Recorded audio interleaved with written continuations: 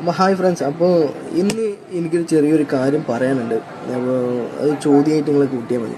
എന്താ വെച്ചാൽ, നമ്മളെ ജീവിതത്തിൽ പിന്നെ നമ്മൾ ബെറ്റർ ഹാഫ് ആക്കിയ, നമ്മളെ സ്നേഹിച്ച, നമ്മൾ കൂടുതലായിട്ട് എന്തും അവരോട് തുറന്ന് പറയുന്ന ഒരു ഫ്രണ്ടാവട്ടെ, നമ്മളൊരു റിലേഷൻഷിപ്പ് ആവട്ടെ, എന്തോ ആവട്ടെ, നമ്മൾ തുറന്ന് പറയുന്നൊരു കാര്യം.